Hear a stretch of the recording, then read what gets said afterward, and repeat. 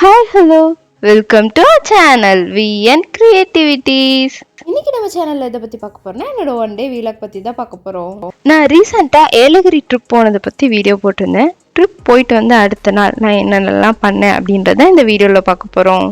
என்னதான் ட்ரிப் போகிறதெல்லாம் வந்துட்டு ஜாலியாக இருந்தாலும் அதுக்கு முன்னாடி நாளும் அடுத்த நாளும் எவ்வளோ வேலை இருக்குது அப்படின்றத காட்டுறதுக்கு தான் இந்த வீடியோ. நம்ம ட்ரிப்பு போகிறதெல்லாம் பெருசு இல்லைங்க, அதுக்கு ப்ரிப்பேர் பண்ணி எல்லாத்தையும் எடுத்து வைக்கணும். போயிட்டு வந்ததுக்கப்புறம் அங்கே யூஸ் பண்ணதெல்லாம் வந்துட்டு ப்ராப்பராக வாஷ் பண்ணி எல்லாத்தையும் எடுத்து வைக்கணும். அது ஒரு பெரிய வேலை. அந்த வேலையெல்லாம் நான் எப்படி சமாளித்தேன், என்னென்னலாம் பண்ணேன், அதோட அதை செய்கிறதுக்கு சின்ன சின்ன டிப்ஸ் அண்ட் இன்ஃபர்மேஷன்ஸோட நான் இந்த வீடியோவில் போஸ்ட் பண்ணுறேன், பாருங்கள். அதுக்கு முன்னாடி இப்போதான் நீங்கள் நம்ம சேனலை ஃபர்ஸ்ட் டைம் பார்க்குறீங்கன்னா மறக்காமல் சப்ஸ்கிரைப் பண்ணிடுங்க.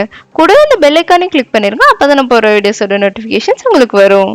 அன்றைக்கி காலையில் எழுந்தோடனே வழக்கம் போல் ரெஃப்ரெஷ் ஆகிட்டு என்னோடய கிச்சன் பால்கனிக்கு போய் நின்னாச்சுங்க. இதுதான் என்னோடய ஃபேவரட் பிளேஸ். இங்கிருந்து ஆரம்பிச்சாதாங்க எனக்கு அந்த நாளே நல்லா இருக்கிற மாதிரி இருக்கும். அதுக்கப்புறம் போய் ஒரு காஃபி அடிச்சாச்சு. ஏன்னா நேற்று ட்ராவல் டயர்டே சுத்தமாக எனக்கு போல். முதல்ல காஃபி குடிச்சிட்டு அப்புறமா வேலை செஞ்சிடலான்னு செஞ்சுட்டேன். கொஞ்சம் லேட்டாக தான் எழுந்திருந்தேன், பட் இருந்தாலும் வந்துட்டு காய்கறி நைட்டே கட் பண்ணி வச்சிட்டேன். அண்ட் இந்த பவுடர்லாம் ஆல்ரெடி நான் வந்து ஃப்ரிட்ஜில் ஸ்டோர் பண்ணி வச்சிருந்தனால நான் வந்து கொஞ்சம் சீக்கிரமாகவே எல்லா வேலையும் முடிச்சிட்டேன். பாப்பாக்கா அன்றைக்கி ஸ்கூல் இல்லைங்க, அது மட்டும் இல்லாமல் நேற்று ட்ராவல் டயர்டே எனக்கு இன்னும் போகவே இல்லை.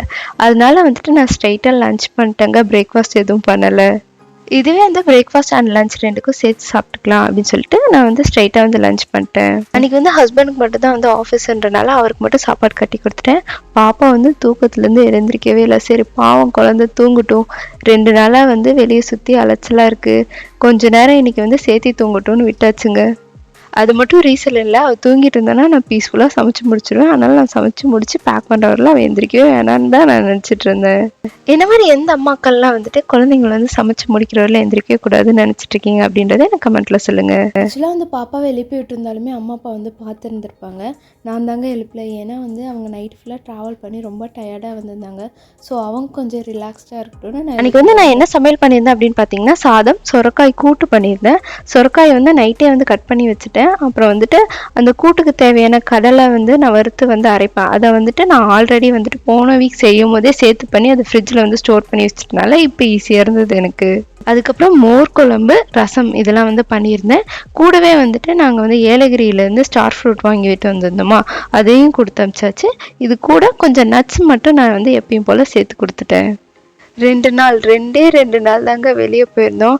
ஆனால் திருப்பி வீட்டுக்கு வந்து இந்த பாத்திரம், அதாவது இந்த பாக்ஸ் எல்லாம் தேடி எடுக்கும்போது எதை எங்கே வச்சுன்னே எனக்கு மறந்துடுச்சுங்க. எல்லாத்தையும் தேடி கண்டுபிடிச்சி பேக் பண்ணி முடிக்கிறதுக்குள்ளே போதும்னு ஆயிடுச்சுங்க. நார்மல் டேஸ்லேயே நான் வந்துட்டு மூடியை காணோம், அதோட பாக்ஸை காணோன்னு மாற்றி தேடிட்டு இருப்பேன். இப்போ 2 நாளாக எடுத்து வச்சுட்டு வேற போயிட்டேன்னா எதை எந்த டப்பாக்குள்ளே போட்டு வச்சு எது எங்கே இருக்குன்னு எனக்கு தெரியல. எல்லாத்தையும் தேடி எடுத்து வச்சு பேக் பண்ணுறதுக்குள்ளே போதும்னு ஆயிடுச்சு. ஆக்சுவலாக நான் வந்து குக்கிங்கை கூட முடிச்சிட்டேங்க. எல்லாமே ப்ரிப்பேர்டாக இருந்தனால ஈஸியாக டக்குன்னு முடிச்சிட்டேன். ஆனால் அதை விட இந்த பேக் பண்ணுறதுக்கு தான் எனக்கு அதிகம் டைம் ஆச்சு. ஏன்னா தேடுறதுக்கே எனக்கு நிறைய டைம் எடுத்துக்கிச்சுங்க.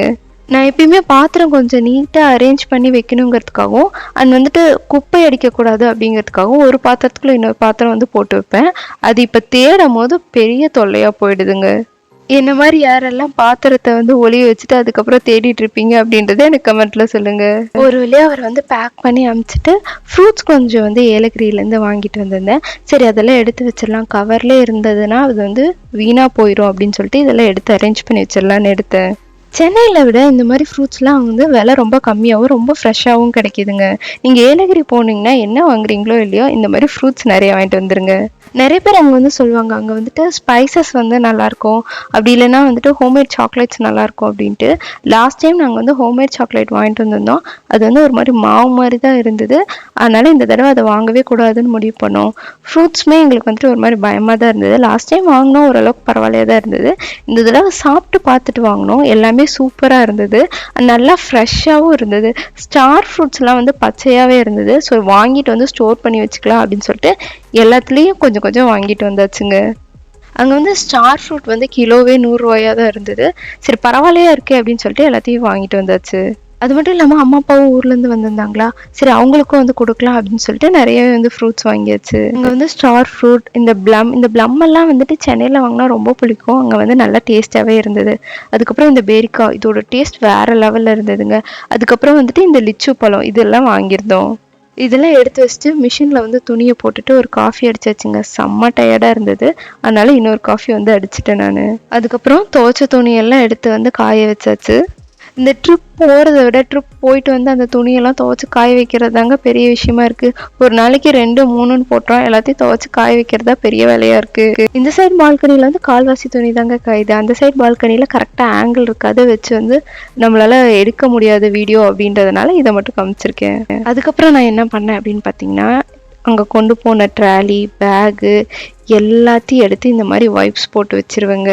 ஆக்சுவலி எனக்கு கொஞ்சம் லைட்டாக ஓசிடி அதனால நான் வந்து எல்லாத்தையும் எடுத்து இந்த மாதிரி வைப்ஸ் போட்டு வச்சிடுவேன். நிறைய பேர் இந்த மாதிரி ட்ரிப் போயிட்டு வந்தால் பேக் எல்லாம் துவைப்பாங்க. அப்படி துவைக்காம இந்த மாதிரி நம்ம வைப்ஸ் போட்டு வச்சுட்டாலுமே அது வந்துட்டு அதில் இருக்கிற வந்து ஜெம்ஸ் எல்லாம் போயிடும், அழுக்கெல்லாம் போயிடும்.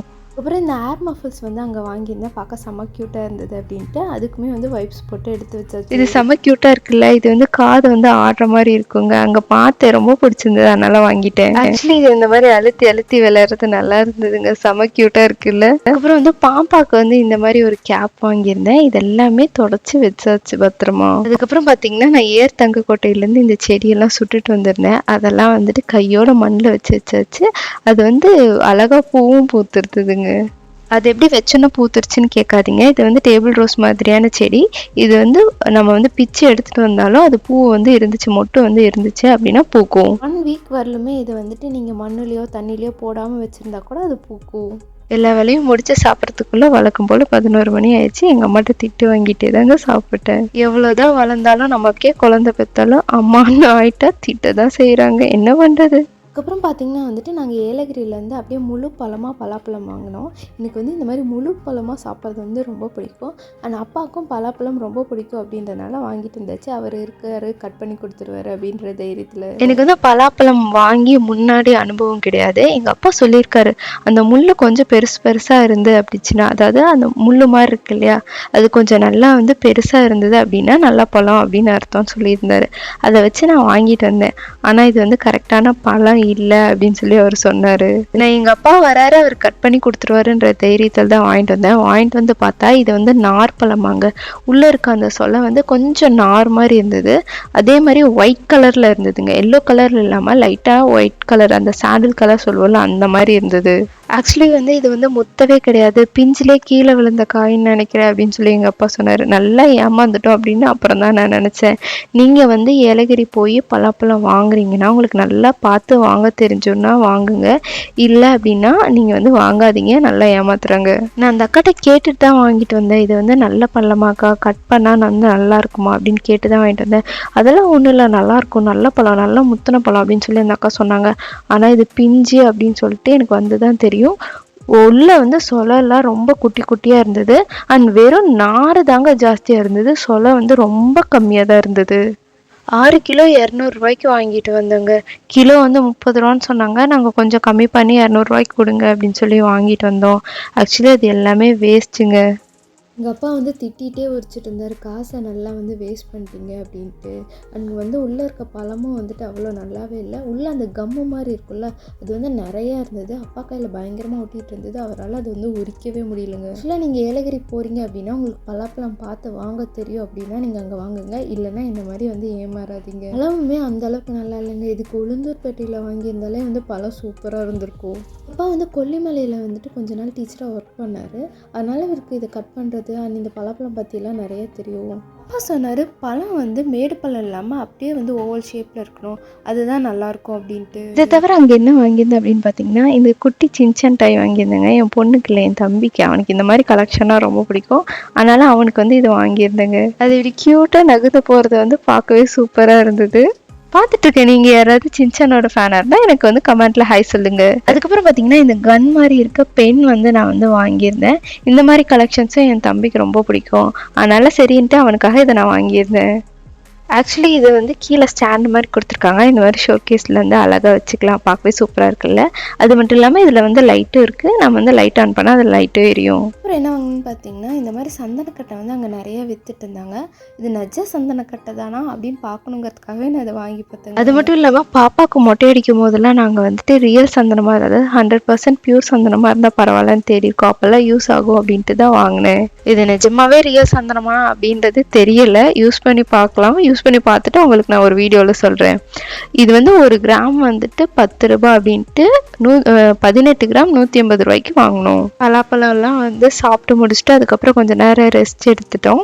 ஏன்னா வந்துட்டு யாருக்குமே வந்துட்டு டயர்டே போகல. கொஞ்சம் நேரம் தூங்கி எழுந்தா தான் நல்லாயிருக்கும் அப்படின்னு சொல்லிட்டு நல்லா போய் தூங்கி எழுந்தாச்சு. எழுந்துட்டு எல்லாத்துக்கும் வந்து டீ வைக்க ஆரம்பிச்சிட்டேன் நான். என்னோட அப்பாவுக்கு வந்து 5 மணிக்கெலாம் வந்து டீ குடிச்சிடணும். ஸோ நான் வந்து ஃபஸ்ட்டு எழுந்து எல்லாத்துக்கும் டீ வைக்க ஆரம்பிச்சிட்டேன். டீ வச்சுட்டே இருக்கும்போது அம்மாவும் வந்துட்டாங்க. அப்படியே கதை பேசிகிட்டே வந்துட்டு நாங்கள் வந்து டீ வச்சுட்டு இருந்தோம். அதுக்கப்புறம் வந்துட்டு ஜாலியாக கதை பேசிகிட்டே வந்துட்டு நாங்கள் டீ குடிச்சிட்டு இருந்தோம்.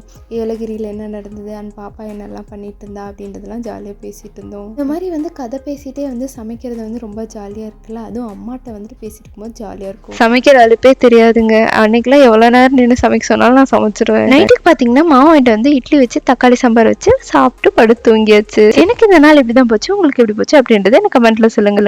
இந்த வீடியோ பிடிச்சதுன்னா லைக் பண்ணுங்க, ஷேர் பண்ணுங்க, கமெண்ட் பண்ணுங்க, மறக்காம சப்ஸ்கிரைப் பண்ணிடுங்க. தேங்க்யூ ஃபார் வாட்சிங். பை.